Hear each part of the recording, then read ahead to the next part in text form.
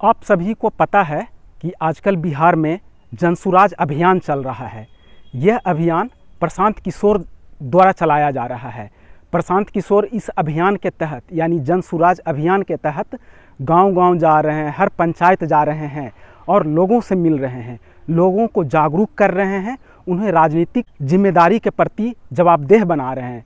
वो कह रहे हैं कि अगले 10 साल में बिहार को एक विकसित राज्य कैसे बनाया जाए। तो इसी अभियान के तहत एक कैंप लगा हुआ है हमारे गृह जिले नालंदा ज़िले में, नालंदा ज़िले के पावापुरी जगह पे। तो उसी सोच से मैं भी प्रभावित हूँ, प्रशांत किशोर की बातों से मैं प्रभावित हूँ।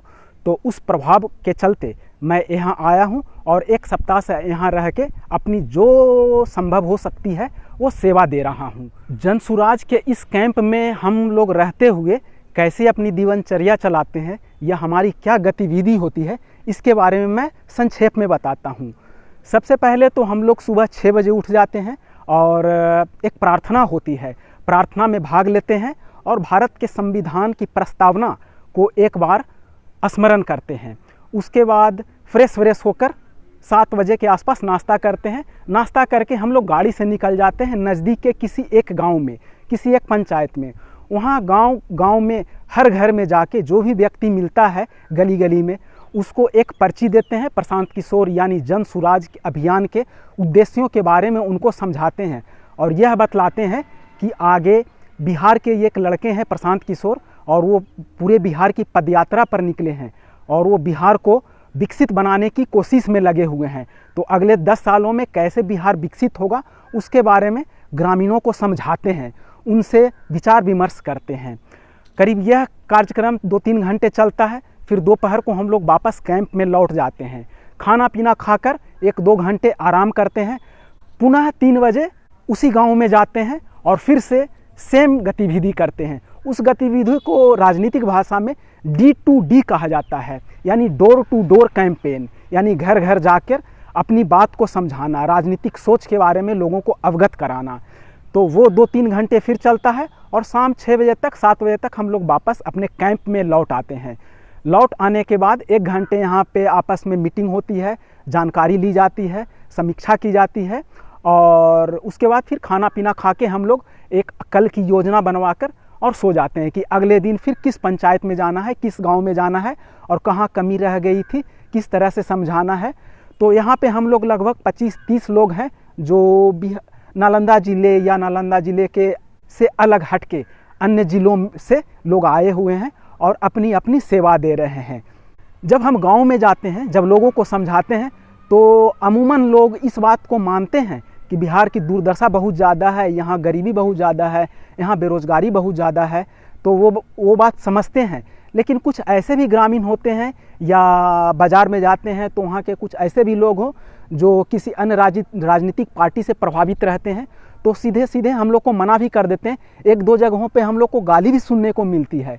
तो हम लोग विनम्रतापूर्वक, हमें यह चीज़ का प्रशिक्षण दिया गया है कि हमें विनम्रतापूर्वक उनकी बात भी सुननी है और उन्हें नमस्ते करके वापस चले जाना है, उनसे आर्ग्यू नहीं करना है। क्योंकि अगर 10 में 8 लोग अभी प्रभावित होते हैं तो अगर यह यात्रा आगे निकलेगी, अगर यह बात आगे निकलेगी तो 2 लोग आगे चल के वो भी प्रभावित होंगे और वह भी हमारे साथ जुड़ेंगे। प्रशांत किशोर का कहना है कि 5 साल से लेके 15 साल के बच्चों को अगले साल से जब यह जनसुराज की व्यवस्था बन जाएगी तो उन्हें मुफ्त तथा विश्व स्तरीय शिक्षा प्रदान की जाएगी। और जो बच्चे पढ़ लिख गए हैं, जो युवा पढ़ लिख गए हैं और जो बाहर के राज्यों में जाके रोज़गार करते हैं, गाली गलौज खाते हैं, या यहाँ पे जो बेरोज़गार बैठे हुए हैं, उनको अगले साल से 10 से 15 हज़ार का रोज़गार पंचायत स्तर पे दिया जाएगा। उन्हें बाहर कहीं जाने की ज़रूरत नहीं पड़ेगी। इसके अलावा बूढ़े बुजुर्ग जो हैं, 60 साल से ऊपर के लोग हैं, माता बहिनें या दादा दादी जो बच गए हैं, उनका गुजारा बहुत मुश्किल से चलता है। उनको अभी राज्य सरकार की तरफ से 400 रुपये पेंशन आता है जो एक भीख स्वरूप है। तो उनको 2000 रुपये पेंशन दिया जाएगा जब यह व्यवस्था बन जाएगी तब, ताकि बूढ़े बुजुर्ग भी इज्जतपूर्वक, सम्मानपूर्वक अपना गुजारा कर सकें, जो कि बहुत ज़रूरी है। और बिहार के अन्य राज्यों में यह मिलता है, यह व्यवस्था की गई है, ऐसा प्रशांत किशोर बतलाते हैं।